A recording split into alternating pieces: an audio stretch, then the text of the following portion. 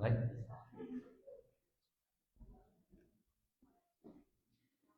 A'udzu billahi minasyaitonir rajim. Bismillahirrahmanirrahim. Assalamualaikum warahmatullahi wabarakatuh.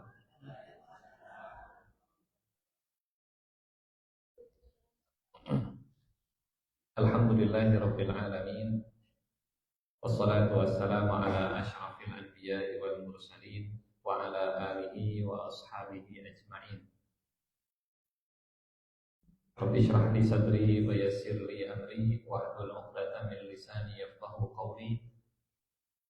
Allahumma la ilma lana illa ma 'allamtana innaka antal alimul hakim. Allahumma 'allimna ma yanfa'una wanfa'na bima 'allamtana wa zidna ilman wa amalan ya rabbal alamin. Amma ba'du. Bapak Ibu, alhamdulillah di Rabu keempat ini di akhir bulan tanggal 26 November nampak terlihat wajah-wajah akhir zamannya, wajah-wajah akhir bulannya. Mudah-mudahan Allah memberi kita ilmu yang bermanfaat ya. Seperti biasa di pekan keempat ini tema kita tentang kitab Nihayatul Alam, membedah, menyelami, memahami tanda-tanda akhir zaman yang dikumpulkan oleh Syekh Dr. Muhammad Al-Uraifi dalam kitabnya. Dan hari ini kita masuk ke tanda yang ke-56. Beliau memberi judul Iktisabul Mali bil Lisani wat Tabahi bil Kalami, yang diterjemahkan, kita coba terjemahkan dengan mencari harta atau pakasaban. Iktisab dari kata kasab, mencari harta dengan lidah, dengan lisan, dan berbangga-bangga dengan perkataan. Semakin mendekati akhir zaman, semakin banyak pekerjaan yang semakin banyak pekerjaan itu kemudian menggunakan lisan, menggunakan lidah. Jadi kalau ada lapangan pekerjaan yang jumlahnya 19 juta misalnya, diklasifikasikan segala macam, Nabi kemudian membuat nubuwah atau berita bahwa lisan akan menjadi iktisabul mal. Lisan akan menjadi salah satu tanda di akhir zaman, cara orang untuk mendapatkan harta. Bisa bermakna positif, bisa juga bermakna yang negatif. Karena tanda-tanda akhir zaman yang pernah kita sampaikan dari awal sampai ke 56 ini beragam, dimaknai positif dan dimaknai juga ada yang negatif. Kita baca dulu seperti biasa, karena cuma satu halaman. Halaman berikutnya sudah tanda ke-57. Laisa aiban an yaktasibal mar'ul mala aw yanala dunya bituruqil masyru'ah. Wa min dzalika takassub al-masyru' an tariqil bayani wal kalami wal hujjah. Kama yaf'alul muhami wal muallim wa ghairuhum fajullu i'timadihim ala dzalik. Bukan hal yang aib, bukan perkara yang memalukan, laisa aiban. Bukan perkara yang aib kalau seseorang mencari harta atau mendapatkan dunia dengan cara yang masyru', dengan cara yang legal, cara yang dibolehkan. Wa min dzalika takasubil masyru', dan di antara pekerjaan legal tersebut ada pekerjaan yang tariqil bayani wal kalami wal hujjah. Jalannya adalah dengan penjelasan, perkataan, dan argumentasi. Ada pekerjaan yang memang modalnya modal kemampuan bersilat lidah, kemampuan untuk berkata-kata. Kama yaf'alul muhami, sebagaimana yang dilakukan oleh lawyer. Muhami ini lawyer, pengacara. Wal muallim, dan juga seorang guru. Wa ghairuhum, dan selain mereka. Fajullu i'timadihim ala dzalik, mayoritas itu bersandar kepada lisan, bersandar kepada lidahnya. Lakinnal madhmum, hanya saja yang tercela adalah an ya'kulal insanu dunya bilisanihi imma bikathratil madhi wathana'i bil batili liman la yastahiquhu. Yang tercela dari mencari harta dengan lisan adalah ketika banyak memuji, banyak mengagung-agungkan dengan cara yang batil untuk orang yang tidak berhak. Terjemahan bebasnya menjilat. Banyak memuji dan mengagung-agungkan dengan cara yang batil untuk orang yang memang tidak berhak. Au bil halifil kadhibi fil bai'i wasyira, atau dengan sumpah palsu dalam jual beli. Istilah kita sales dan marketing yang terlalu over promise tapi under delivery, terlalu lebay gitu ya, padahal produknya biasa-biasa. Bersumpah palsu dalam jual beli. Sabar hargana 100.000, 50.000 demi Allah jadi tuna oke. Terus cili ucing. Demi Allah jadi tuna oke 8.800. Nyanak untung sapera demi Allah. Awil kadzib, atau dengan dusta, wa ma syabaha dzalik, atau yang mirip-mirip dengan itu. Ini yang tercelanya. Kemudian beliau mengutip dalilnya. Kenapa ciri ini kemudian dimasukkan ke dalam tanda akhir zaman? Berangkat dari kisah Umar bin Sa'ad bin Abi Waqqas. Ini hadisnya yang jadi rujukan. Ini ceritanya dan konteksnya yang kemudian jadi referensi beliau. Hadis ini diriwayatkan oleh Imam Ahmad.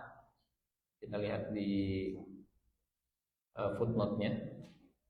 Footnote nomor 1, rawahu Ahmad wa hasanahu Syekh Al-Arnaud fi tahqiqihi 'ala al-Musnad.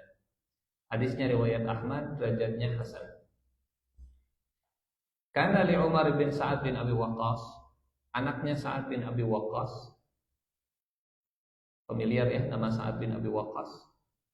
Salah satu sahabat yang dijamin masuk surga dari yang 10. Siapa saja yang 10 ini? 4 khulafaur rasyidin, Abu Bakar, Umar, Utsman, Ali. Yang kelima? Bilal enggak termasuk yang 10 ini. Walaupun Bilal termasuk yang dijamin masuk surga. Ustaz Ihsan?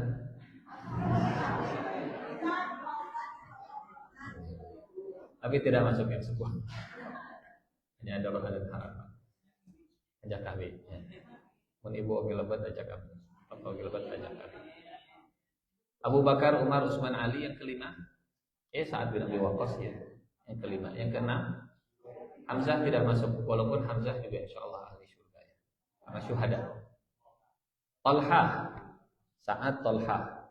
7. Zubair bin Awwam, Abdurrahman bin Auf.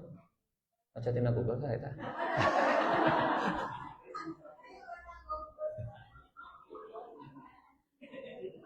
Kita ulangi lagi.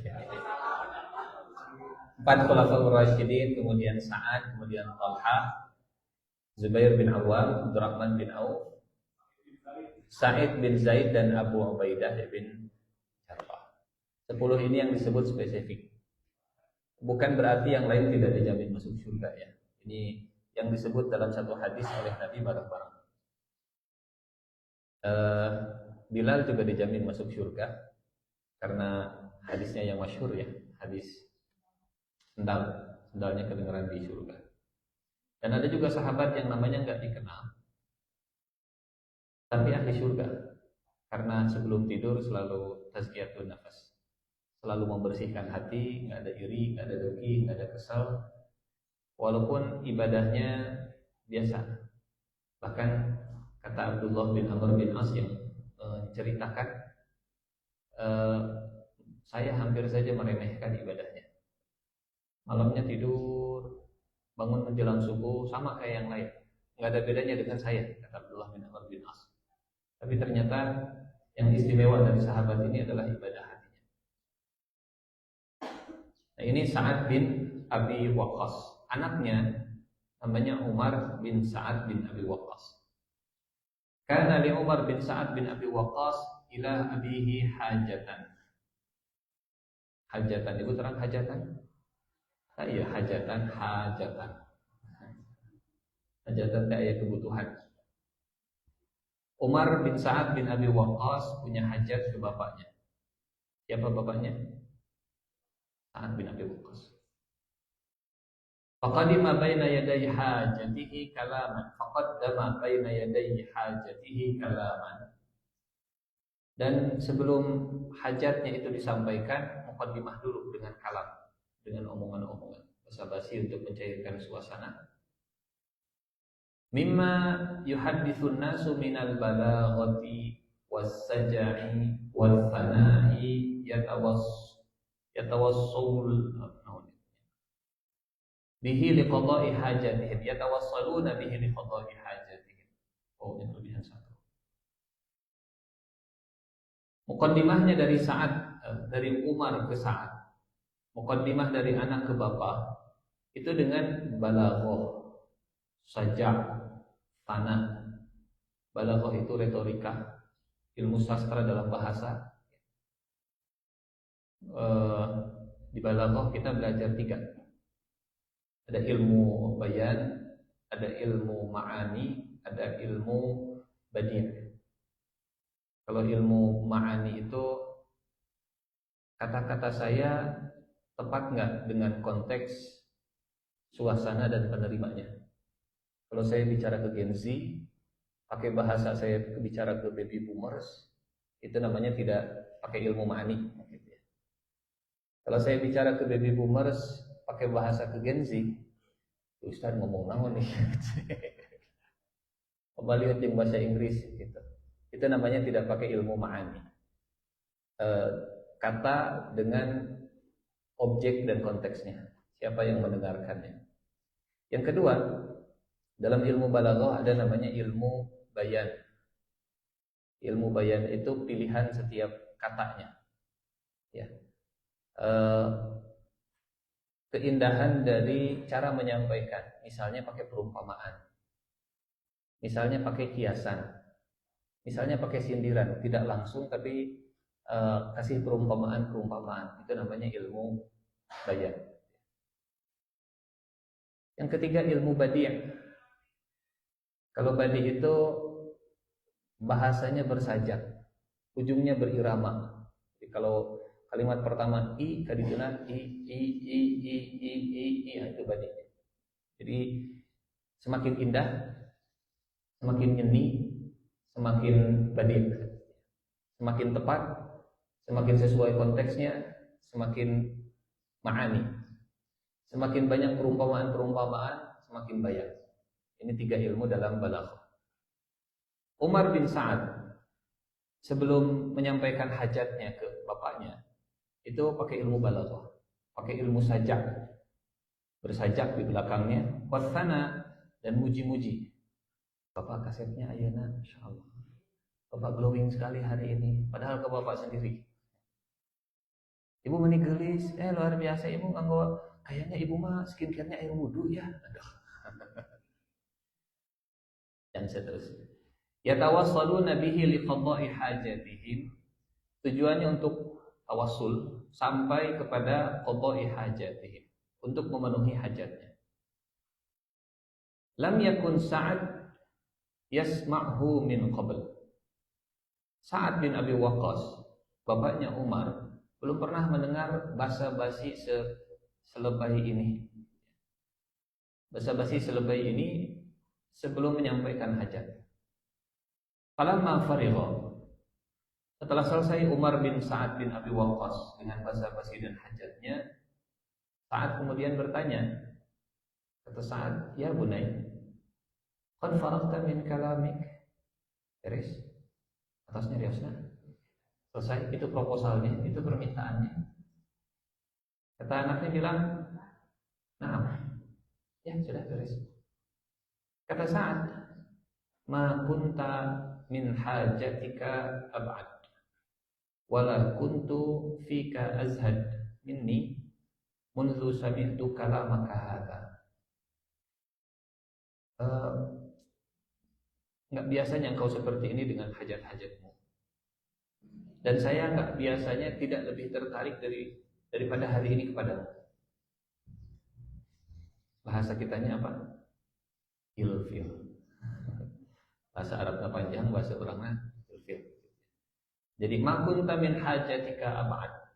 Jadi hajatmu denganmu, kebutuhanmu denganmu itu nggak jauh-jauh. Maksudnya kalau ngomong mah to the point, bah yang artos lah 10.000. Tapi ieu mah kudu berbunga-bunga, muqaddimah heula, kemudian muji-muji gitunya. Baik. Wala kuntu, dan saya fika terhadapmu azhad, dari kata zuhud yang artinya enggak tertarik. Minni mundu sami'tu kalamak, dan saya tidak pernah lebih tidak tertarik kepadamu. Saya tidak pernah lebih tidak tertarik kepadamu daripada hari ini sejak saya mendengarkan kata-kata itu. Ilfil yang Bapak ilfil ngadangula. Bapak nggak suka, Bapak nggak enak mendengarnya. Sami'tu Rasulullah sallallahu alaihi wasallam yaqul. Konteks asbabul wurudnya atau cerita saat dengan anaknya sebelum saat kemudian menyampaikan hadisnya inilah yang memudahkan kita untuk memahami hal ini. Kata Sa'ad, saya pernah mendengar Rasulullah sallallahu alaihi wasallam bersabda, sayakunu qaumun, akan datang satu kaum, yakuluna bi alsinatihim, mereka makan, yakulun. Jadi yakul itu sebetulnya bukan minuman, harusnya makanan. Kalau minuman mah yashrabun. Yashrabun teh minum, makanya minumannya disebut sirup, dari kata syirab, syarab. Masuk ke bahasa Indonesia, oh sirup. Shinnya jadi sin, baknya jadi p gitu. Sirup. Aslinya mah syarab. Syarabun. Sayakunu qaumun yakuluna bi alsinatihim. Akan datang suatu kaum yang mereka makan dengan lisan-lisan mereka, dengan lidah mereka. Kama ta'kulul baqaratu minal ardi, sebagaimana sapi makan dari bumi. Apa namanya perumpamaan dalam ilmu balaghah tadi? Bayan. Ilmu bayan. Rasulullah sallallahu alaihi wasallam juga menggunakan bayan, menggunakan tamtsil, menggunakan perumpamaan-perumpamaan. Dan kali ini yang dijadikan perumpamaan adalah sapi makan dari bumi. Seperti itulah orang yang makan dengan lisannya. Nyanyi atau Pak Ustaz, makan mah dengan lisan, bukan dengan hidung misalnya tadi. Ini ya namanya tasbih, namanya tamtsil. Ada hal yang wajhu syabahnya, ya, wajah perumpamaannya ini yang harus kita cari. Akan datang kaum yang mereka makan dengan lisannya sebagaimana sapi makan dari bumi. Dan juga kalau difahami letterlet kurang tepat ya, walaupun saya tidak tahu apakah di akhir zaman akan sama persis cara makannya. Karena ada hadis-hadis yang hari haknya itu enggak difahami secara kiasan, enggak difahami secara letterlet, tapi difahami secara kiasan. Tapi seiring dengan waktu, oh benar, nya kata Rasulullah. Contoh misalnya begini. Kita pernah sampaikan tentang walaupun harus merangkak di atas salju. Ada hadis tentang akhir zaman, hadis tentang Imam Mahdi. Kata Nabi, kalau Imam Mahdi datang, maka berbaiatlah kepadanya. Datangilah dia, walau habwan ala thalji, meskipun harus merangkak di atas salju.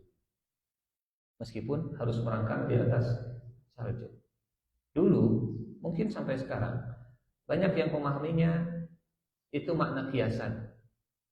Walaupun susah untuk mendatangi, walaupun terhalang oleh salju, datangi. Usahakan berkumpul, usahakan jadi followersnya, usahakan memperbanyak barisan, memperkuat kebersamaan, berkumpul bersama dengan Imam Mahdi. meskipun susah harus merangkak di atas salju. Karena saat Nabi menyampaikan ini, orang Arab gak pernah lihat salju di Jazirah Arab. Tapi seiring dengan waktu, walau habwan ala salji, meskipun merangkak di atas salju, itu bisa difahami oleh talak. Karena perubahan cuaca, perubahan iklim, ya. Salju makin lama makin turun ke selatan. Sekarang di Tabuk, Tabuk itu Saudi bagian utara, sudah turun salju. Nanti makin lama makin turun, makin turun, makin turun. Dan boleh jadi saat datangnya Imam Mahdi, itu sedang musim dingin dan Jazirah Arab turun salju. Karena Nabi kalau bersabda, itu kata-katanya nggak mungkin hanya sekedar kata-kata biasa. Jadi, apakah hadis ini bisa dimaknai orang di akhir zaman itu makannya nggak pakai tangan lagi, langsung seperti sapi? Wallahu a'lam bisa. Bisa jadi begitu ya. Karena dia mengidentifikasi dirinya, saya seorang sapi, saya adalah sapi. Di barat sekarang begitu. Di barat sekarang mereka bingung dengan identitasnya sendiri. Dimulai dari identitas jenis kelamin. Saya ini sebenarnya perempuan yang terjebak di tubuh laki-laki. Atau sebaliknya, saya laki-laki tapi terjebak di tubuh perempuan. Jangan-jangan saya ini monyet tapi badan saya ini monyet cuma terjebak di badan manusia. Saya ini sapi terjebak di badan manusia, makanya akhirnya mengikuti sapi. Tidak menutup kemungkinan hadis ini juga bisa difahami secara literal makin lama seperti itu. Tapi mayoritas para ulama sampai hari ini dan juga Sa'ad bin Abi Waqqas ketika menyampaikan hadis ini kepada anaknya, ya, menyandingkan antara perbuatan anaknya dengan hadis ini. Jadi punten, bisa dimaknai secara harfiah, juga bisa dimaknai dengan makna kiasan. Sayakunu qaumun ya'kuluna bi alsinatihim kama ta'kulul baqaratu minal ardi. Akan datang satu kaum yang mereka makan dengan lisannya, dengan lidahnya, sebagaimana sapi makan dari tanah, dari bumi. Wa an Abdullah bin Amr an Rasulillah sallallahu alaihi wasallam annahu qala. Abdullah bin Amr menyampaikan dari Rasulullah sallallahu alaihi wasallam bahwa Nabi pernah bersabda, min aqtirabi sa'ati an turfa'al ashraru wa yudha'ul akhyar. Dekatnya hari kiamat itu ketika orang buruk kemudian diangkat, diagungkan, dimuliakan, dan orang-orang baik dan pilihan mereka direndahkan. Wa yaqbahul qawlu, dan kata-kata itu semakin banyak yang buruk. Wa yahsunul amalu wa tafri fil qaumil masa'ah. Qultu wa mal masa'ah? Qala ma kutiba siwa kitabillah. Dan akan banyaknya masa'ah. Apa itu masa'ah? Yang ditulis selain kitab Allah Subhanahu wa ta'ala. Banyaknya tulisan yang tulisannya itu bukan Al-Quran. Dan ini sudah jadi kenyataan. Sekarang banyak tulisan bukan cuma Al-Quran saja, bukan cuma Al-Quran saja yang ditulis, gitu ya. Banyak yang tertulis. Baik. Berangkat dari hadis ini, Rasulullah Shallallahu Alaihi Wasallam mengumpamakan antara apa tadi? Salah, posisinya nggak begini. Manusia sapi saya kasih judul. Ini mencoba sesuatu yang baru. Pakai Google Slide, bikin materinya. Tapi ternyata sekedapnya kurang. Biasanya pakai PowerPoint, sekarang pakai Google Slide. Jadian deh, sekali deh. Benar. Ketinggannya kita atur dulu ya.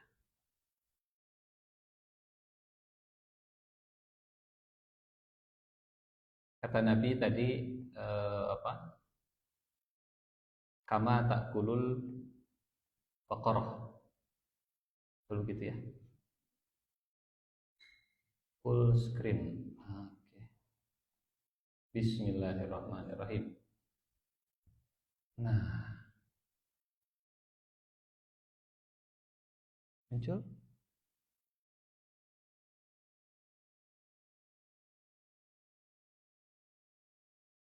muncul juga, mohon maaf. Silahkan buka surat Muhammad ayat ke-12. Karena apa yang akan kita bahas ini berkaitan dengan surat Muhammad ayat ke-12 insyaallah.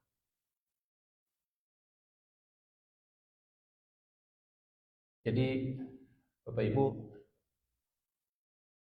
bentar ya. Slideshow.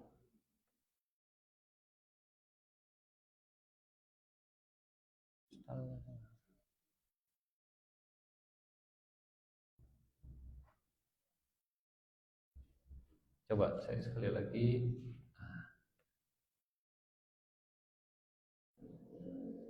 Muncul? Tidak. Oh, oke. Bentar. Nah, ini. Saya kasih judul Manusia Sapi Kajian Tanda Akhir Zaman.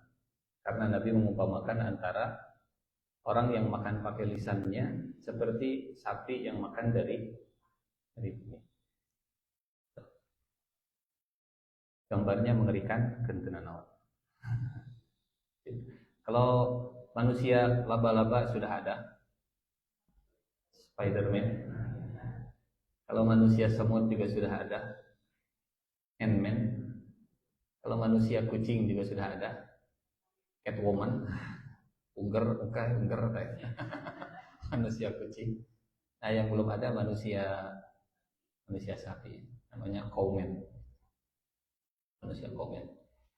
Hadisnya yang tadi kita sampaikan, kata Sa'ad, aku tidak pernah lebih jauh dari memahami keperluanmu dan tidak pernah lebih tidak tertarik kepadamu seperti sejak aku mendengarkan ucapanmu. Karena aku pernah mendengar Rasulullah Sallallahu Alaihi Wasallam bersabda, akan ada satu kaum yang makan dengan lidah-lidah mereka, sebagaimana sapi memakan rumput dari tanah.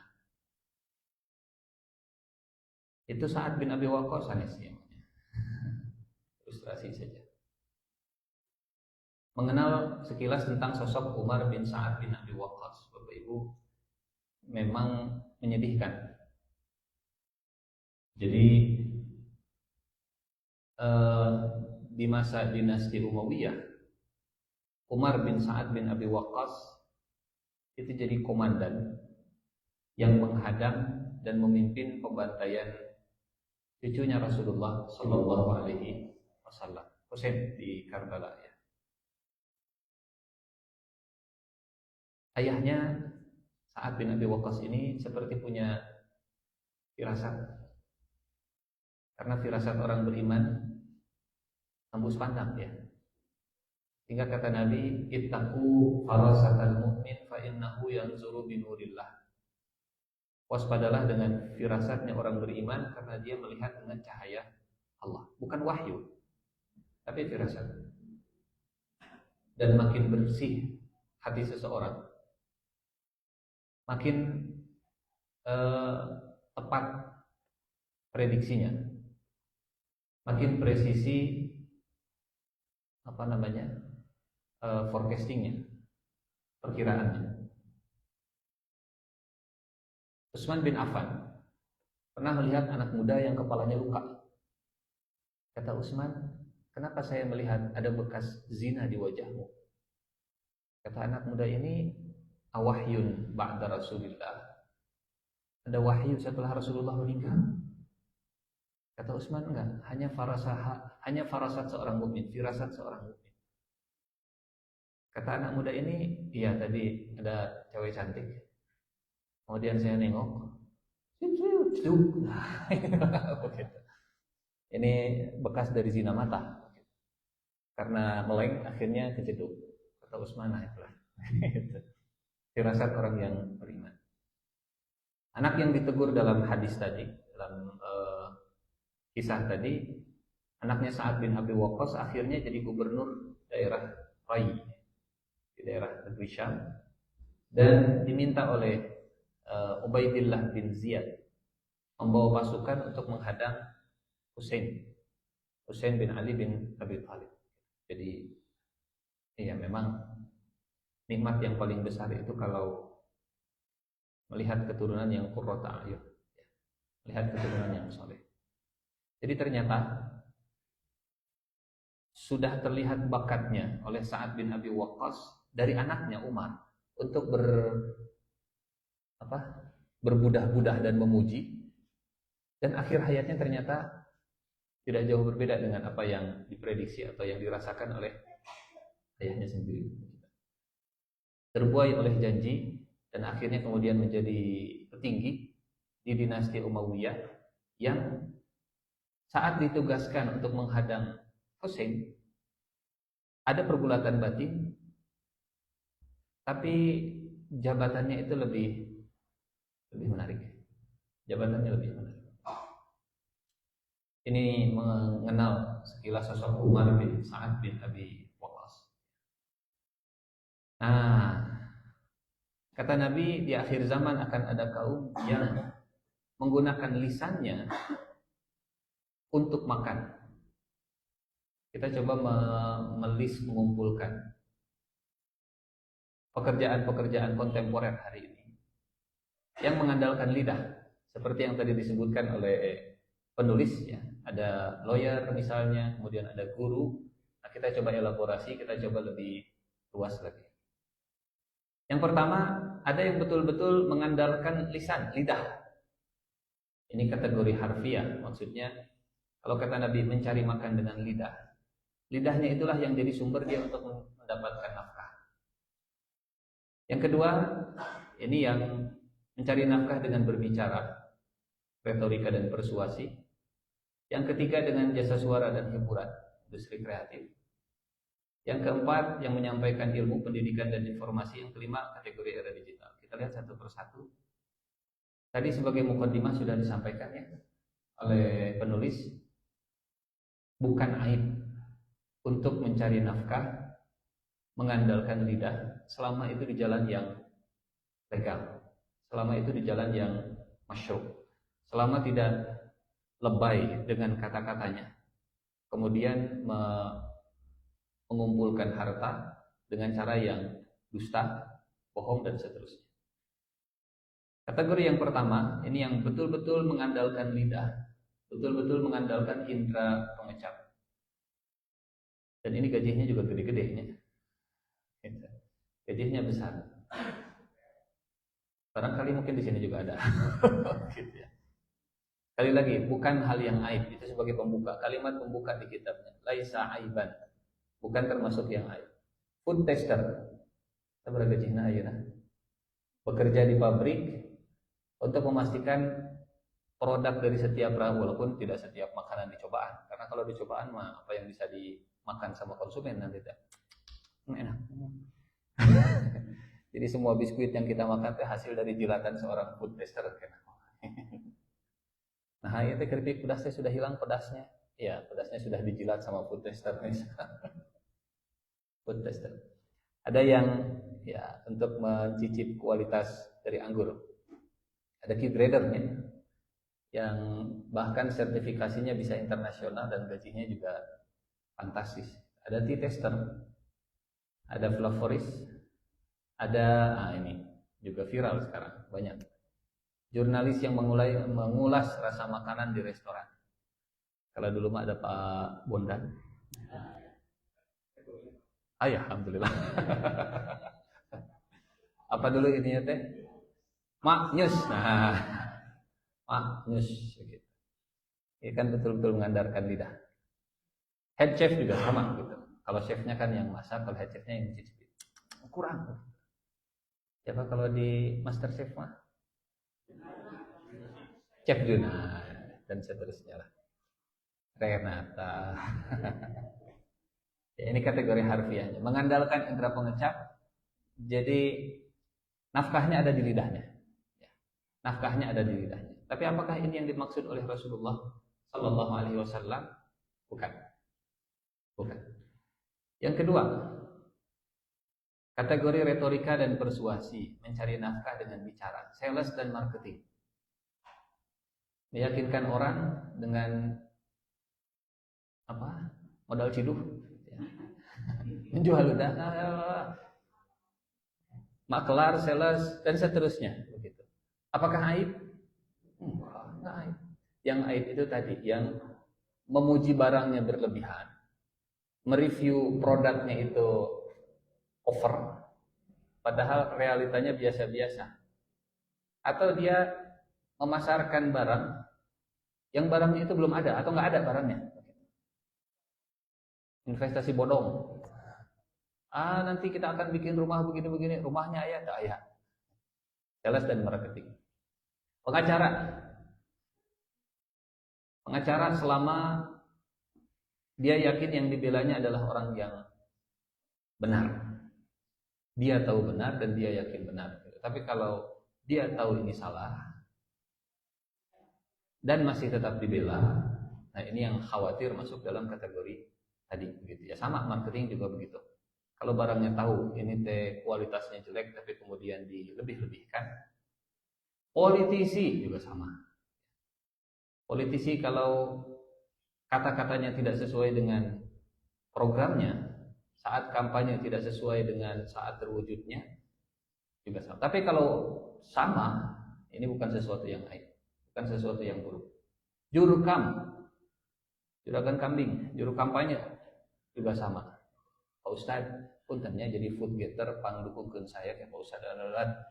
Saya lihat dulu.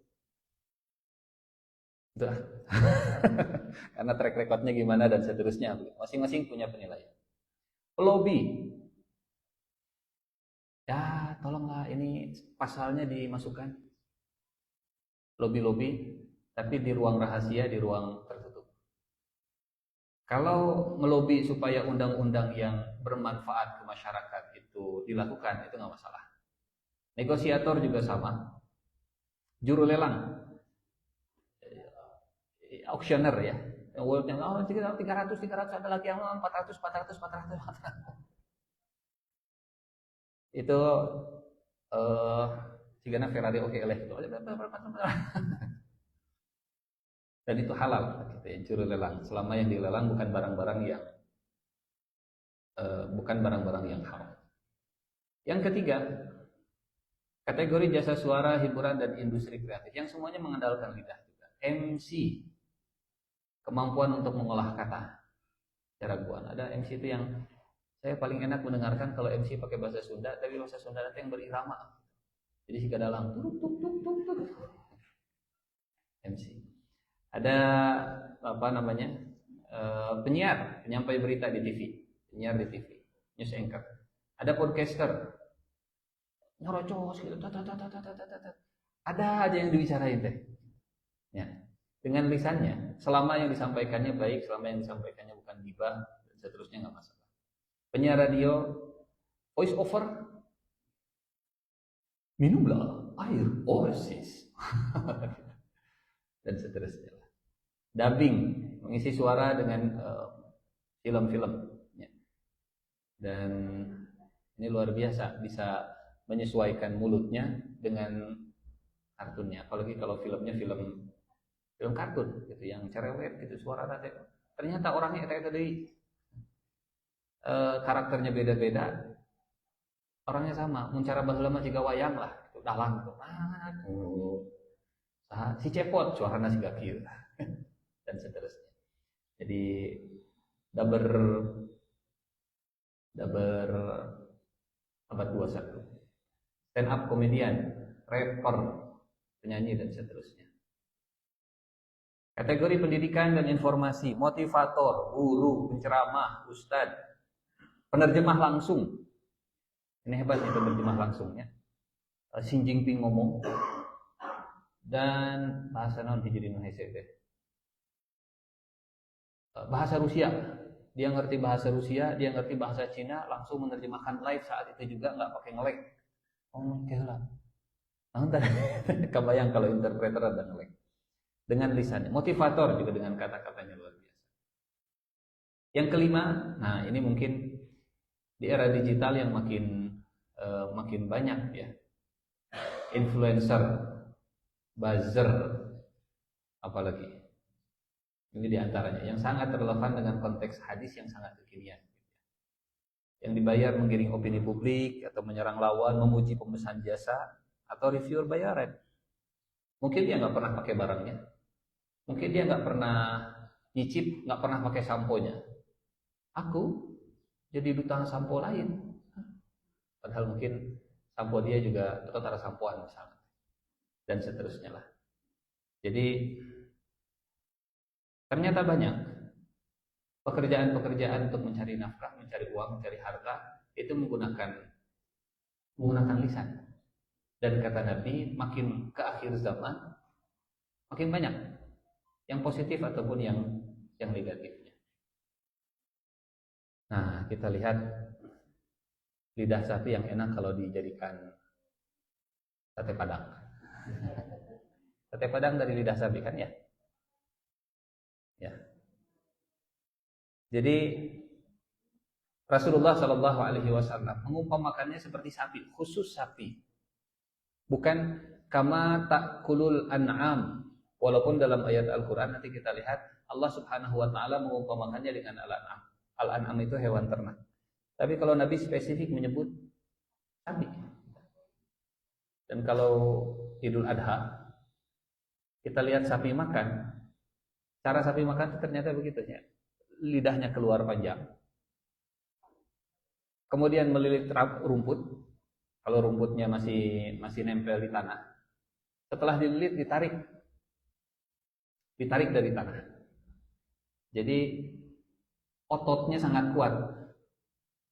Otot sapi itu sangat kuat sampai bisa narik rumput dari tanah, dan jumlahnya bukan cuma satu, banyak. Ilustrasi dari Rasulullah, perumpamaan dari Rasulullah Shallallahu Alaihi Wasallam yang sangat spesifik, sangat presisi, luar biasa, sangat presisi. Lidahnya panjang. Kalau lidah sapi dimasak enak, tapi kalau lidah orang ya sudah jadi bangke, gitu, nggak bisa dimakan, nggak bisa diapa-apa lagi. Lidahnya panjang, kemudian keluar belit, kemudian ditarik, dan ternyata sapi itu nggak punya gigi seri bagian atas. Nanti googling silahkan lihat struktur sapi. Jadi makanya kalau sapi tersenyum itu pakai gigi bawah. Senyumnya bukan pakai gigi bagian atasnya. Bagian atasnya itu ompong dan hanya ada bantalan. Beda dengan kuda, beda dengan domba, gitu. Gigi atas dan gigi bawahnya itu ada. Jadi kalau yang yang tidak ada di atas cuma sapi. Tapi lidahnya kuat. Jadi, rumputnya itu bukan dipotong pakai gigi, tapi dililit dan ditarik. Jadi seperti orang yang mencari nafkah pakai lidahnya, keluar lidahnya, melilit harta seseorang, kemudian ditarik dari orang itu. Melilit hati seseorang, supaya nggak enak, supaya susah untuk lepas, sampai akhirnya ditarik uangnya dari orang tersebut. Ditarik hartanya dari orang tersebut. Ditarik sesuatu yang dia mau dari orang tersebut dengan lidahnya. Jadi kita menyebutnya orang yang pandai bersilat lidah seperti lidah sapi. Dan Nabi yang membuat perumpamannya seperti lidah sapi. Kama takulul baqaratu minal ardi. Seperti sapi makan dari tanah, gitu ya. Nah, ini yang Rasulullah Sallallahu Alaihi, yang Allah Subhanahu Wa Taala firmankan dalam surat Muhammad ayat ke-12. A'udzu billahi minasyaitonir rajim. Bismillahirrahmanirrahim. Walladzina kafaru yatamatta'una wa kuluna kama ta'kulul an'amu wan naru maswal lahum. Dan orang-orang kafir mereka bersenang-senang, dari kata mata.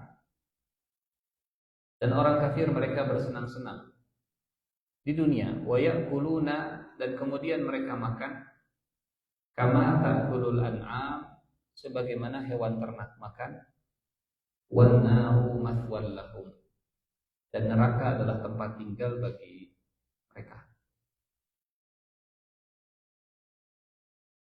Jadi perumpamaan yang banyak di dalam Al-Quran antara manusia dengan hewan ternak. Khususnya di ayat ini adalah tentang sapi ya. Kalau kita lihat secara susunan bahasa atau dari unsur kata, Bapak Ibu, an'am itu akar katanya sama dengan nikmat. Nun, ain, mim. Apa artinya nikmat? Kalau lihat di kamus, nikmat itu lawan dari kesusahan, lawan dari kasar, lawan dari kesulitan, namanya nikmat. Kalau kuku masih lembek, belum keras, kata orang Arab, nu'umatu alfarihi. Kukunya masih lunak, kukunya belum keras, kukunya belum kasar, kukunya masih lembek. Itu namanya nu'umah. Jadi nikmat itu sesuatu yang membuat kita mudah, sesuatu yang membuat kita gampang, sesuatu yang nggak bikin keras. Kalaupun ke toilet buang hajat dan gampang keluarnya, itu namanya nikmat. Betul. Secara bahasa itu nikmat. Sesuatu yang lembek, yang lunak, yang gampang, yang enteng, nggak keras, nggak susah, itu namanya. Betul, secara bahasa ini. Dan selamat dari musibah, nikmat. Selamat dari kejaran Fir'aun, itu nikmat. Selesai cicilan, itu nikmat. Nikmat, betul. Jadi saat ada tagihan setiap tanggal sekian, kepikiran, riut, pusing, dan ternyata sekarang lunas, itu nikmat. Secara bahasa itu nikmat. Dan nikmat itu membuat seseorang atau siapapun yang mendapatkannya cenderung lebih santuy, lebih rileks. Betul? Sekarang kenapa Allah menyebut hewan ternak dengan an'am? Karena santuy. Oh. Lihat hewan buas. Matanya tajam kemudian lompatan begitu. Tapi an'am, hewan ternak. Aya seuneu. Hidupnya itu rileks, tenang, santuy. Ada bahaya, yang penting makan. Sehingga Allah yang menyebutnya ya. Allah menyebutnya an'am. Hewan yang rileks, hewan yang santuy, hewan yang seperti tidak ada masalah di dunia. Bahkan temannya disembelih paling nangis. Makan deui. Disebutnya an'am. Jadi pemilihan kata, penggunaan kata dalam Al-Qur'an itu bukan kebetulan, bukan hal yang nggak ada hubungannya sama sekali. An'am dari kata nikmat. Tapi Allah mengumpamakan hewan ternak itu seperti orang kafir. Kan ini ayatnya. Walladzina kafaru yatamatta'una wa ya'kuluna kama ta'kulul an'am wan naru maswal lahum. Ayatnya mengumpamakan kafir dengan hewan ternak, dan hadisnya Rasulullah juga mengumpamakan antara manusia di akhir zaman dengan hewan, dengan ternak, dengan sapi khususnya. Bahkan di ayat yang lain, kedudukan orang yang punya telinga tapi tidak mendengar, punya mata tapi tidak melihat, punya hati tapi tidak berpikir, disebutnya balhum adall, ulaika kal an'am. Ya, surat apa itu? Al-A'raf ayat ulaika kal an'ami balhum adall. Bahkan mereka lebih sesat daripada hewan ternak. Kenapa? Balhum adall. Kurang 179. Walaqad dara'na li jahannama katsiran minal jinni wal ins. Surat Al-Furqan 44 ada juga ya. Walaqad dhara'na li jahannama katsiran minal jinni wal insi lahum qulubun la yafqahuna biha wa lahum a'yunun la yubsiruna biha wa lahum adhanun la yasma'una biha ulaika kal an'am bal hum adall. Karena hewan ternak itu masih mending, masih bisa digiring, asal yang menggiringnya yang betul-betul mereka kenal. Shepherdnya, penggembalanya betul-betul yang mereka kenal. Kalau suaranya nggak dikenal, mereka diam. Tapi kalau suaranya dikenal, kadir, maya, kadir. Dia datang, gembalaannya akan datang. Tapi kalau manusia punya hati, punya mata, punya telinga nggak dipakai, abad. Mereka lebih tersesat. Ulaika humul ghafilun. Tadi kita sampaikan hewan ternak itu ghafil. Ada kebakaran, ghafil. Ghafil itu artinya nggak connect, nggak nyambung dengan apa yang sedang terjadi di sekitarnya. Bahkan ada video di medsos. Ini ada ular kobra. Ini sapi.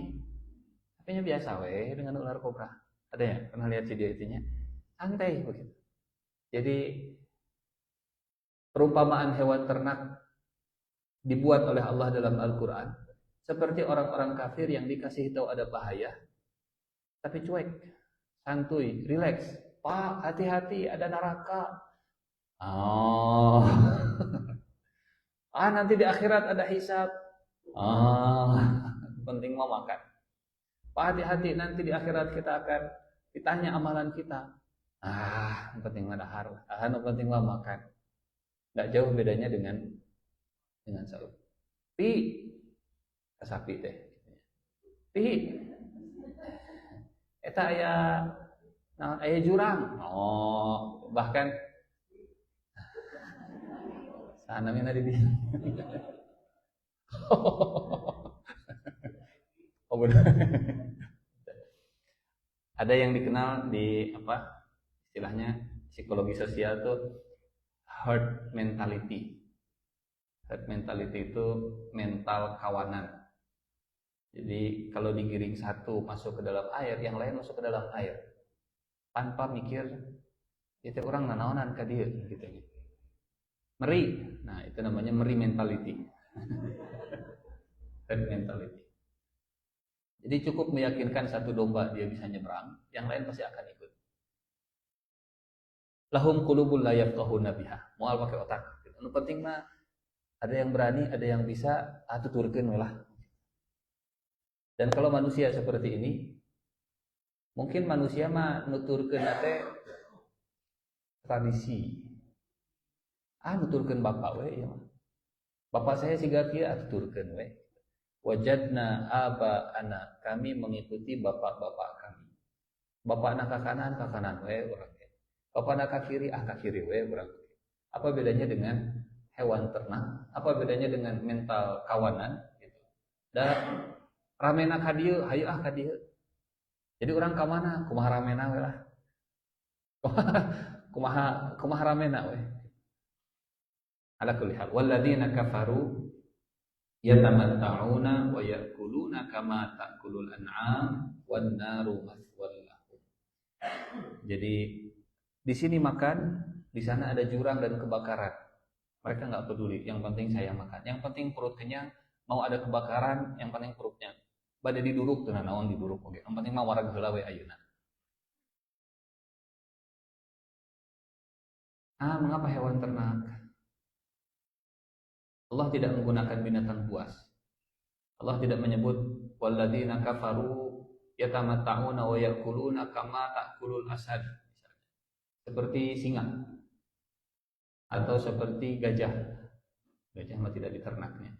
Atau seperti naon misalnya seperti semut atau seperti lebah, seperti hewan ternak. Jadi Bapak Ibu mungkin ada yang latar belakangnya dari FAPET barangkali gitu ya. Dari Fakultas Peternakan. Ayat-ayat seperti ini bisa jadi salah satu tadabbur tersendiri.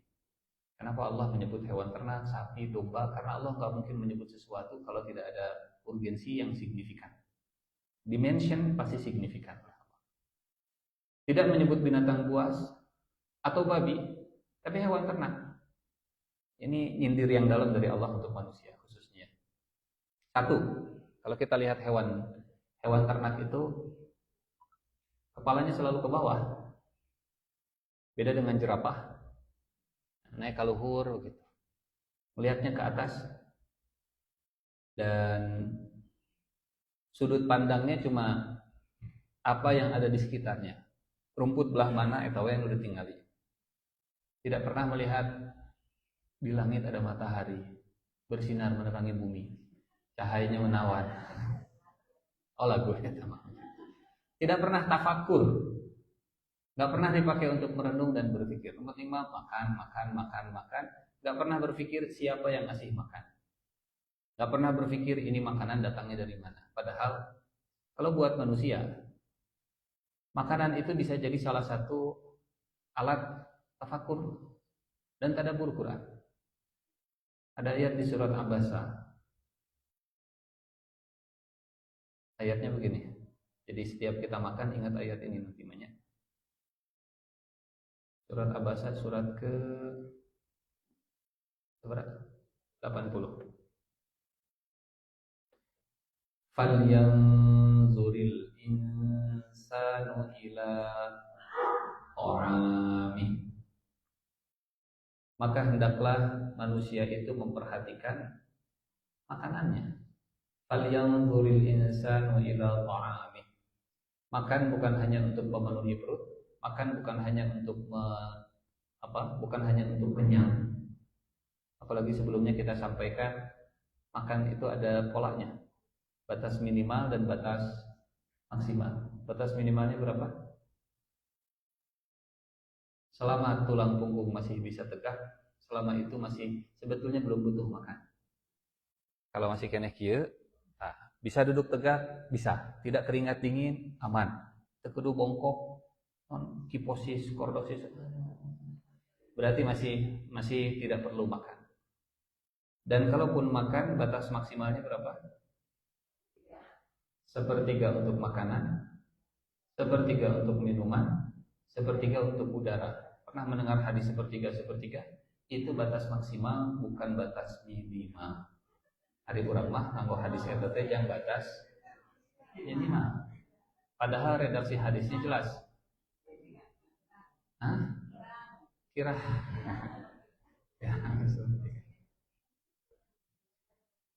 ya. Pola makan yang terbaik itu kan yang sering walaupun sedikit. Sesering apa? Sesering kita datang ke masjid. Pernah kita bahas ini ya? Asatos. Kayak kita balik lagi ke surat Abasa.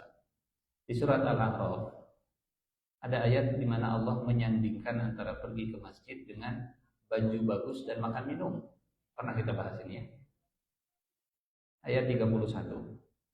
Wahai anak Adam, pakailah pakaianmu yang indah setiap masuk masjid dan makan minumlah dan janganlah berlebihan.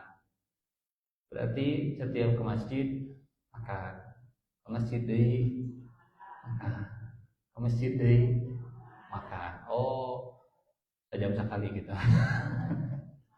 Minimal yang wajib-wajibnya yang 5.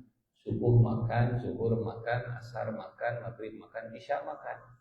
Atau mual ketangkung, makanya jangan berlebihan. Cuman kan batasan berlebihan setiap orang bisa beda-beda. Mungkin buat saya mah 3 piring sudah berlebihan. Tapi buat Pak itu mah baru sepertiga dari sepertiga Pak Ustaz. Makanannya baru ngotoran awas hungkul. Baru mengotori gigi, belum makan yang asli. Falyanzuril insanu ila ta'amih. Apa yang membedakan kita dengan hewan ternak? Hewan ternak kalau makan mereka tidak pernah tafakur, mereka tidak pernah merenung dari mana makanan ini datang. Hendaklah manusia memperhatikan makanannya. Anna sababnal ma'a sabba. Jangan jadi sapi, jangan jadi kambing, jangan jadi domba yang kalau domba mah rada leuheung. Domba mah kadang sok luhur bari bibir nanti gitu. Oh asik. Setelah nyium kotoran,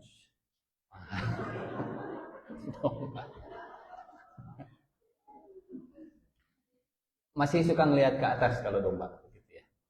Asok ningali kita. Domba. Di ayat ini, saat kita makan, Allah mengarahkan pandangan kita sebelum ke bawah kemana dulu? Ke atas. Anna sababnal ma'a sabba. Bukankah kami telah menurunkan air dari langit? Lihat dulu ke atas. Pas makan teh, ya Allah, ini makanan awalnya dari langit. Dari air hujan masuk ke tanah, bijinya beda, tanamannya tumbuh berbeda-beda, padahal disiram dengan air yang sama. Bahasa Al-Quran ini sebetulnya yusqa bima'in wahid. Semuanya itu disiram dengan air yang satu. Yusqa bima'in wahid. Tadaburi begitu beragamnya tanaman di muka bumi, padahal disiramnya dengan air yang satu. Wa fil ardi qita'un mutajawirat wa jannatun min a'nab wa zar'un wa nakhil sinwan wa ghairu sinwan yusqa bima'in wahid. Disirami dengan air yang satu, dengan air yang sama. Airnya satu, tapi ternyata tubuhnya bisa beragam dan berbeda-beda. Luar biasa. Jadi tidak ada air khusus untuk Cikalapa supaya manis, maka air hujannya harus rada-rada sweet, ya, rada air gulaan. Kemudian air yang turun di pegunungan juga supaya ada manis-manisnya. Kudu aya non cigulaan misalnya. Air yang turun di mana? Di pantai kudu rada asin. Yusqa bima'in wahid. Airnya satu, tapi tanaman dan buah-buahannya bisa beragam. Fal yanzuril insanu ila ta'ami. Yang membedakan kita dengan hewan saat makan adalah nengok dulu ke atas, lihat dulu dari mana makanan ini datang. Setidaknya minimal berdoa. Bismillahirrahmanirrahim. Allahumma barik lana fima razaqtana wa qina azabannar. Kami belah bumi dengan sebaik-baiknya. Lihat ke atas, lihat ke bawah, lihat dari mana makanan ini datang. Kami tumbuhkan biji, anggur, sayur dan seterusnya. Sampai akhirnya mata'an lakum wa li an'amikum di ayat 32. Semua jenis makanan yang kami turunkan ini adalah sebagai mata', sebagai kesenangan sementara untukmu dan untuk hewan ternakmu. Bisa kompet tahunkeun. Apa bahasa Indonesianya bisa kompet tahunkeun? Disejajarkan. Kalau urusannya hanya sekedar ngisi perut, kamu dan hewan ternakmu ada bedanya. Mata'an lakum wa li an'amikum. Yang tadi Allah sebutkan itu cocok untuk perut kita dan cocok juga untuk perut hewan ternak kita. Sehingga kalau lanjut ayatnya ya, mata'an lakum wa li an'amikum fa idza ja'atis shakhah. Kalau gara-gara makan, gara-gara ngisi perut, kalian lupa di depan ada hari kiamat, nggak jauh berbeda dengan hewan ternak. Kalau fokusnya, himmahnya, obsesinya hanya sekedar pagi sarapan di mana ya, siang nanti restoran mana ya, sore makan di mana ya, besok makan di mana ya, tapi hari kiamat kumahanya. Mata'an lakum wa li an'amikum fa idza ja'atis shakhah. Satu, kenapa hewan ternak? Karena orientasinya menunduk selalu ke bawah, selalu ke makanan. Hidup dengan kepala yang selalu menunduk ke bawah, dunianya hanya seluas apa yang ada di depan mulutnya saja. Dan buat manusia yang seperti hewan ternak, manusia kufur yang diupamakan oleh Allah dengan hewan ternak ini, ya hanya urusan perut dan apa yang ada di bawah perut. Hammuhum butunuhum wa qiblatuhum furujuhum. Yang kedua, jebakan istidraj. Jebakan istidraj itu apa maksudnya jebakan istidraj?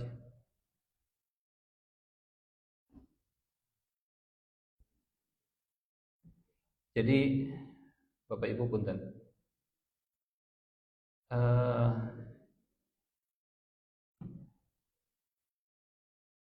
sapi dikasih makan pemiliknya, itu untuk dimakan, untuk disembelih supaya dagingnya banyak. Betul. Dan orang kafir dikenyangkan perutnya, digendutkan supaya jadi bahan bakar yang bagus untuk api neraka. Nah, dibuat perumpamaan seperti itu oleh Allah. Dibelem. Yang dibelem supaya jadi Wagyu A5 level 12. Biar dagingnya banyak, dikasih minum yang banyak, digelonggong, digendutan dan seterusnya. Jadi ini jebakan istidraj dari Allah, yakuluna kama takulul an'am. Digemukkan untuk disiksa nanti. Jadi kalau hidup hanya sekedar untuk makan, kata Buya Hamka ya. Kalau hidup hanya sekedar untuk makan, apa bedanya dengan monyet, bedanya dengan kerbau, bedanya dengan hewan dan seterusnya. Hilangnya pembeda, hilangnya furqan. Karena hewan ternak kalau mereka makan itu nggak bisa membedakan mana yang halal atau halal haram ada dari hewan ternak nggak ada ya. Tidak peduli rumput itu milik siapa, rumput itu milik tetangga, rumput itu milik tuannya atau bukan milik tuannya, yang penting perut kenyang. Asal hijau, matanya kemudian jadi hijau, asal enak, asal bisa diambil, asal bisa dimakan, sikat. Lilit, tarik, makan. Julur lidah, lilit, tarik. Dan fungsi akalnya sudah mati. Nggak lagi mikir. Sumun, bukmun, umyun, fahum la yaqilun. Telinga kalau sudah tertutup nggak mau mendengarkan hidayah. Walaupun sudah diteriaki, lamun hayam mah enaknya. Lamun daging mah diteriaki teh enak. Sudah dijorowoki adalah. Ini bahasa Al-Quran sebetulnya ya, diteriaki, dijorowoki. Jadi walaupun sudah diingatkan ada bahaya, tapi karena syahwatnya itu mengalahkan logikanya, mereka ngeganggu lah. Di Al-Baqarah 171. Wa mathalul ladzina kafaru kamathalil ladzi yan'iqu bima la yasma'u illa du'a'aw wa nidaa. Summun bukmun umyun fahum la yaqilun. Orang kafir perumpamaannya itu seperti gembalaan yang diteriaki oleh penggembalanya. Yan'iqu, bahasa Al-Qur'annya yan'iqu. Terjemahannya memanggil. Kalau memanggil bisa yunadi, bisa yasihu, tapi kalau yan'iqu itu Bapak Ibu kalau dicek di kamus, yan'iqu itu suara burung apa yang hitam itu namanya? Gagak. Suara burung gagak bahasa Arabnya an-nu'aq. Suara burung gagak namanya nu'aq. Suaranya kasar, keras, dan biasanya kalau bunyi memperingatkan ada bahaya datang. Jadi dibuat perumpamaan orang kafir itu kalau ada orang yang teriak dan teriaknya nggak enak suaranya, nggak merdu seperti cangkurilem, kutilang, nggak merdu seperti burung naon deui misalnya teh. Ya, suaranya nggak merdu, dia nganggap ngaganggu wae. Ya, yan'iqu bima la yasma'u illa du'a wa nida. Memanggil binatang yang tidak mendengar selain panggilan dan seruan. Ada yang bisa membedakan panggilan dan seruan? Nah, hesenya. Kalau nida itu panggilan tujuannya untuk attention, perhatian. Ada dalam bahasa Arab namanya huruf nida, huruf panggilan. Ya ayyuha, ya itu huruf nida untuk manggil. Tujuannya adalah attract the attention, menarik perhatian. Kalau doa itu ajakan. Kalau doa itu actionnya. Jadi nida dan doa kalau digabung itu namanya call to action. CTA. Nida itu call, doa itu untuk action. Misalnya, di baju ibu teh ada kalajengking. Oi, oi, bu, itu namanya nida atau doa? Itu nida. Karena tujuannya menarik perhatian, supaya ibu memperhatikan saya. Oi, bu, itu baru nida. Naon Pak Ustad? Eta aya kalajengking kitukeun. Itu namanya doa. Sebagaimana kita berdoa, ya Allah kasih saya rizki. Itu namanya doa. Tapi kalau ya Allah, ya Rahman, ya Rahim, ya Karim, itu namanya nida. Nida untuk memanggil, doa untuk mengajak. Jadi call to action. CTA. Bahasa kita nayeuna begitulah CTA. Nida dan doa. Nah, yang difahami oleh hewan ternak cuma, "Hoi, awas." Oh. Padahal suaranya sudah kencang banget. Teriakannya itu sudah sangat keras dan mengganggu. Sekeras burung gagak. Namanya nu'ab. Kama salil ladzi yan'iqu bima la yasma'u illa du'a'aw wa nida, summun bukmun umyun. Tipikal apa kalau bahasa kita sekarang? Orang yang keras kepala padahal sudah diingatkan. Kade banyak orang yang bunuh diri gara-gara debt collector dan mata elang pinjol. Kena naon. Sumun bukmun umyun. Kade kita teh investasi bodong. Moal aman. Itu namanya sumun bukmun umyun. Jangan beli tiket konser pakai pay letter. Tiket konser pakai pay letter. Tenan naon lah. Kamu mah nggak ngerti seni. Dasar baby boomer nggak ngerti seni, misalnya begitu ya. Dan seterusnya lah. Jadi tipikal orang yang keras kepala padahal sudah dikasih peringatan, di ayat ini diumpamakan seperti hewan ternak. Yan'iqu bima la yasma'u illa du'a'aw wa nida. Hilangnya furqan, hilangnya pembeda karena makannya sembarangan. Jadi lidahnya melilit, mau halal cabut, mau haram cabut, yang penting perut kenyang. Seperti sapi kalau makan. Nah, ini terakhir bagaimana cara hewan ternak makan sebagai penutup ya. Hiji nyapek wae. Giling terus-terusan gitu. Dan kita tahu yang namanya sapi itu di perutnya kan ada 4. Namanya juga hewan pemamah biaknya. Bukan pepapah biak. Mamah biak. Dililit rumputnya, ditarik, dimakan, kop langsung dimasukkan ke mulut. Bahkan sudah masuk ke dalam mulut, dimuntahkan lagi ke mulutnya. Tahu kan ini? Pemamah biak itu yang suka memuntahkan dari perut kemudian punya dia. Kalau dari keluarga dari mulutnya nggak pernah berhenti untuk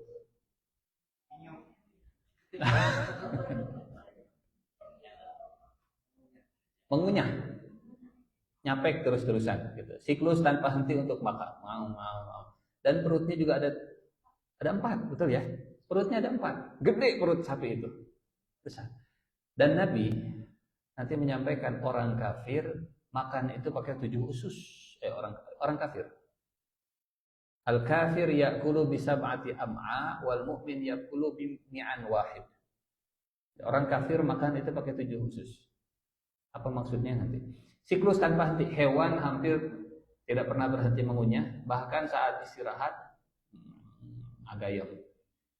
Mungkin bukan rumput kalau kita mau permen karet.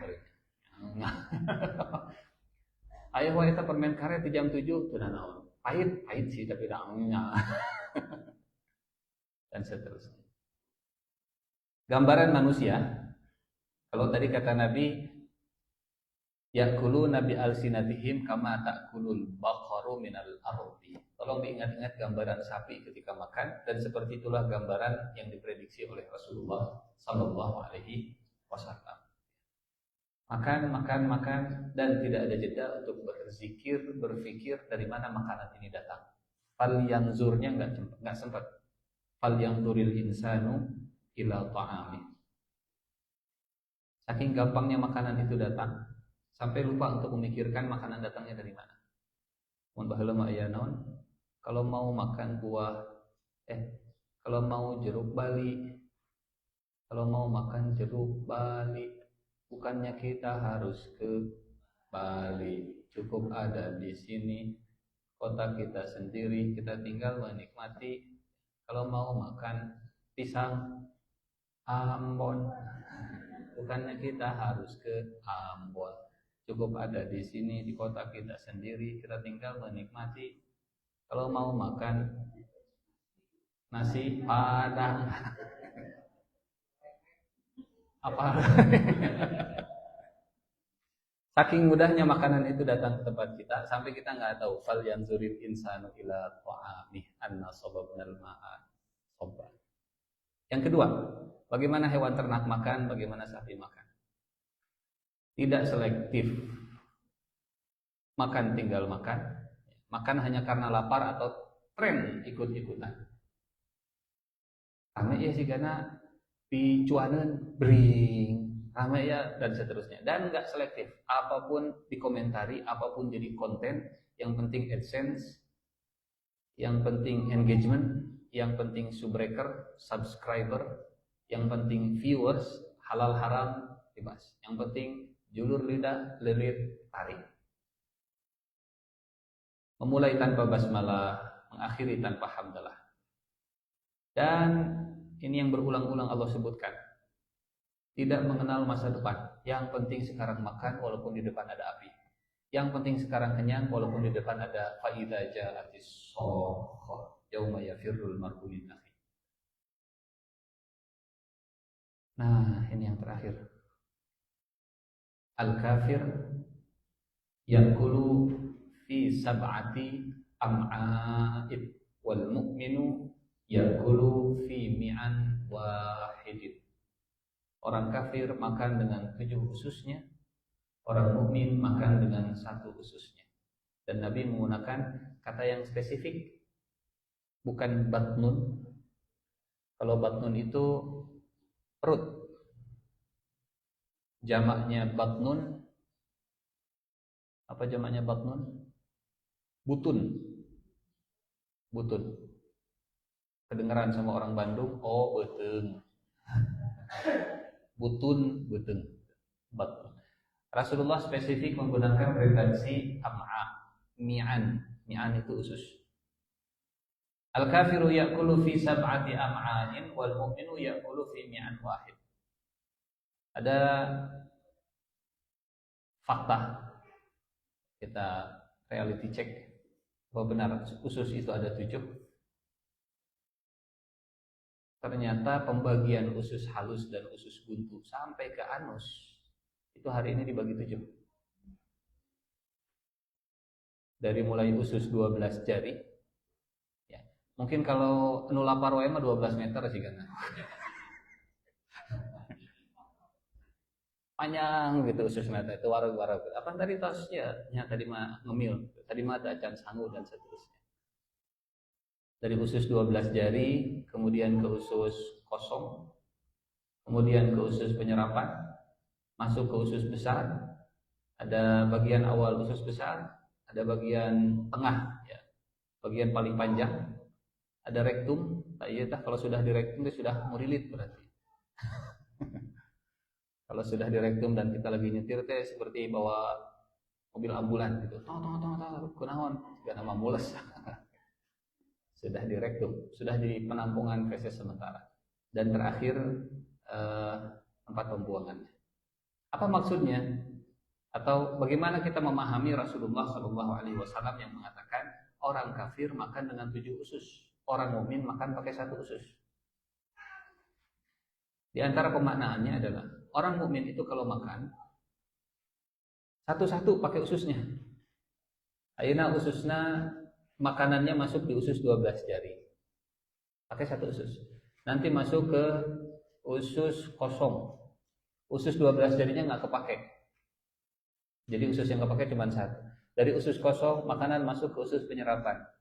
Usus 12 jari dan usus kosongnya nggak dipakai. Dari usus penyerapan masuk ke usus besar, apa ini? Sekum, sekretaris umum. Bagian awal usus besar, usus halusnya kosong, nggak kepake. Kemudian masuk lagi ke kolon, usus sebelumnya nggak kepake. Masuk ke rektum, usus sebelumnya kosong. Masuk ke anus, kemudian anus keluar, nah baru masuk lagi. Sementara orang kafir, di anus sudah ada, di anus masih ada, di rektum ada, di kolon ada, jadi pinuh eta pujit nanti ku tayung. Kotorannya penuh. Dari mulai lambungnya masih penuh, ususnya masih penuh, usus halusnya ada 3. Usus halus ada 2 denum, ada jejunum, ada ilium. Jadi masya Allah ya, kalau kita tadabbur Quran, kita syarah hadis teh, ilmu-ilmu yang kontemporer itu jadi alat untuk membedah Quran dan hadis. Jadi sifat orang yang beriman hemat dalam menggunakan alat pencernaan. Makanya tadi kata Nabi, kata ayat Al-Quran apa? Wala tusrifu innahu la yuhibbul musrifin. Di akhirnya ususnya nggak terlalu capek, pencernaannya juga tidak terlalu capek, banyak istirahatnya dan tidak terbebani. Nah, itulah pertemuan kita pagi hari ini tentang manusia sapi di akhir zaman. Manusia sapi judulnya, karena yang disebut oleh Rasulullah Sallallahu Alaihi Wasallamnya juga, sayakunu qaumun yakuluna bi alsinatihim, perumpamaannya kama takulul baqaratu minal ardi.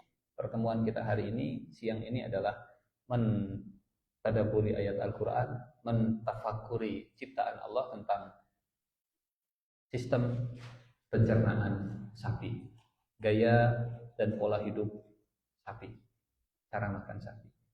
Semoga Allah membimbing saya dan kita semua insyaallah.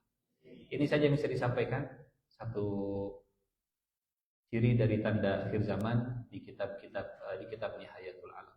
Ada pertanyaan sebelum kita tutup? Enggak.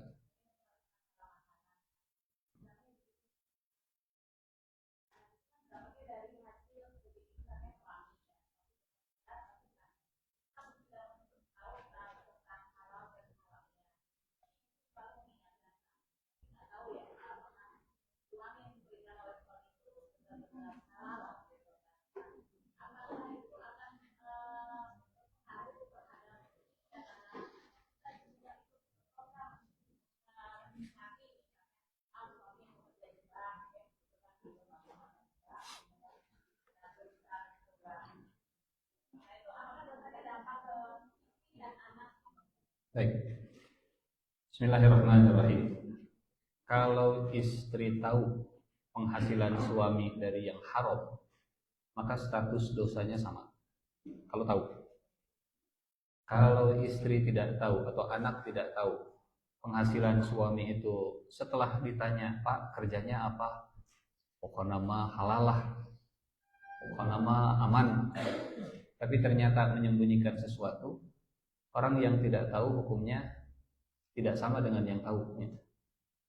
Sudah nanya, Pak benar ya teh aman? Nah kamari mah gaji teh 20 juta, ya namanya 20 miliar, di mana ya sih sana hasil korupsi sana, mau pak korupsi tuh atau emang gratifikasi. Beda, istilahnya beda. Jadi kalau istri sudah bertanya, sudah memastikan ke pasangannya bahwa ini halal dan jawaban suaminya halal, istrinya yakin, anaknya yakin halal, dan ternyata suaminya menipu pasangannya, istri dan anak itu tidak berdosa. Tapi efek dari makanan yang tidak halal itu tetap terjadi. Misal begini, punten, makanan teh kotor, berpenyakit, misalnya banyak belum dicuci gitu ya, tapi halal. Yang masaknya ibunya, yang makannya suami dan anaknya, yang bakal kena penyakit semuanya.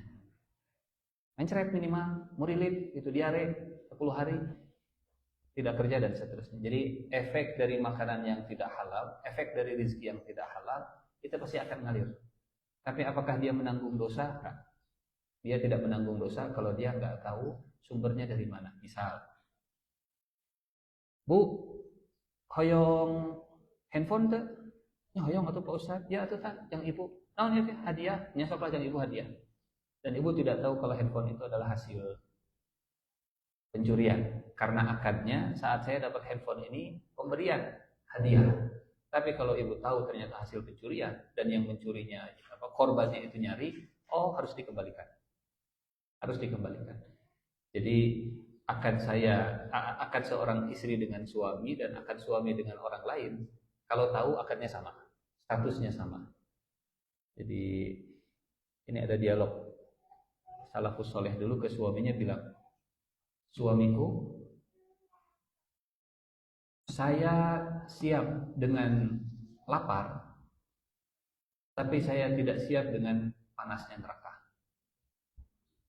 Jadi tolong bawa makanan ke rumah itu yang halal. Tapi bukan jadi pembenaran, mah sing sabar we nya. Mah sing sabar we nya. Nyari bapak kono nya penting mah halal ieu. Bapak mah calik lah penting mah halal-halal. Wallahu a'lam bishawab.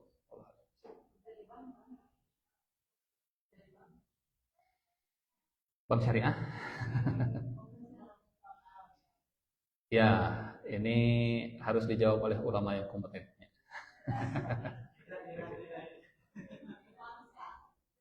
Ya.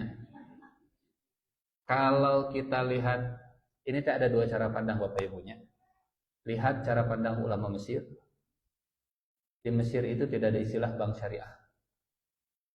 Karena cara pandang ulama Mesir mah yang namanya bunga itu buat ulama Mesir mah bukan riba. Cek kiranya, cek di Google. Adakah bank syariah di Mesir? Ada. Ada. Sementara pandangan ulama Saudi berbeda. Dan ya, saya secara pribadi kalaupun punya rekening di bank konvensional, pastikan yang kita ambil itu adalah pokoknya saja. Nah sekarang gimana kalau ada lebihnya? Bolehkah lebihnya kemudian kita ambil untuk kita serahkan ke bikin jalan, bikin toilet, bikin WC dan seterusnya begitunya. Itu juga jadi pembahasan tersendiri. Bagaimana dengan yang kerja di sana? Ada yang memandang kalau saya kerjanya itu di bagian yang bersih-bersih, kalau saya bagian kerjanya tidak langsung terlibat dengan yang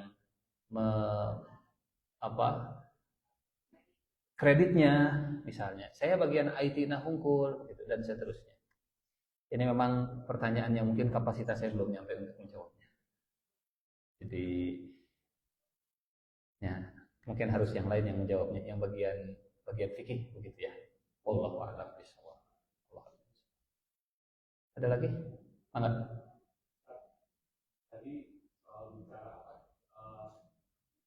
dari nafkah dengan mulutnya itu apakah objeknya harus baik atau cara menyampaikannya yang baik atau dua-duanya kan kalau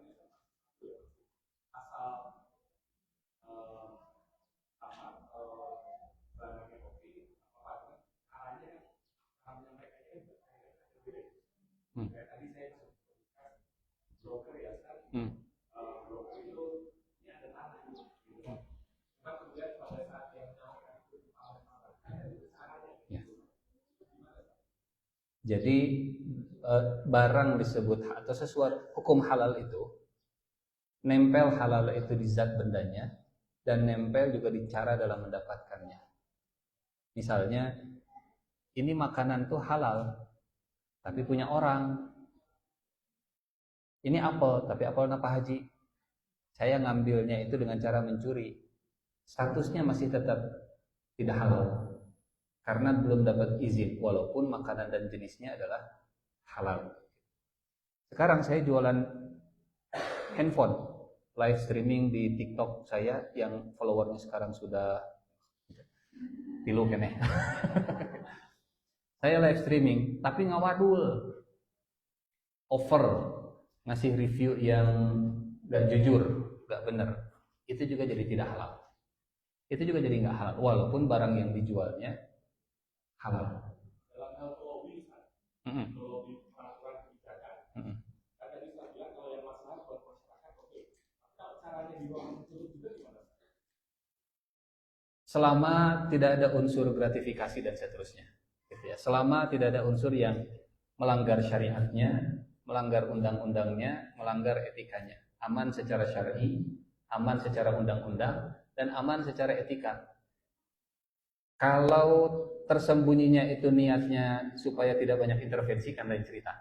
Mungkin kalau di ruangan terbuka banyak intervensi, banyak yang mantau, banyak yang melihat. Tapi kalau tujuannya supaya lebih enak diskusinya, gitu ya, supaya lebih clear pikirannya, nggak banyak suara bising misalnya, dan targetnya adalah maslahat, ini teh undang-undang perampasan apa yang lagi rame, aset misalnya teh begitu ya, supaya ada efek jerak bagi para koruptor misalnya. Tapi yang mempertahankan supaya ditolak banyak, lobby sampai punten. Ini memang masalah yang kontroversial kalau dalam fikih. Bolehkah kita membeli kebenaran? Membeli kebenaran itu gimana? Itu hak saya, namun perjuangkan hak. Bolehkah saya mengeluarkan uang untuk memperjuangkan hak? Hah? Boleh. Nanti aplikasinya bakal banyak turunannya. Misal begini. Ini kan untuk memperjuangkan undang-undang ini, memperjuangkan hak. Sok atuh wani bayar sabaraha ka saya supaya bisa diperjuangkan. Dan seterusnya. Ini masalah yang memang pelik, kompleks, sehingga butuh ulama dengan kapasitas yang mumpuni untuk memilah dan memilih. Ini boleh, ini tidak boleh, ada panduannya, ada dhawabitnya. Disiplin dan syariah compliance-nya itu yang susah. Ketundukan kepada aturan syar'inya itu yang susah. Karena aturan mah ada, aku mah orang we dari itu orang. Yang susah adalah bahasa Quran nama taatnya, compliance-nya itu yang sulit. Wallahu a'lam bishawab. Ada lagi? Siap, kita tutup dengan doa kifaratul majlis. Subhanakallahumma wa bihamdika asyhadu an la ilaha illa anta astaghfiruka wa atubu ilaik. Assalamualaikum warahmatullahi wabarakatuh.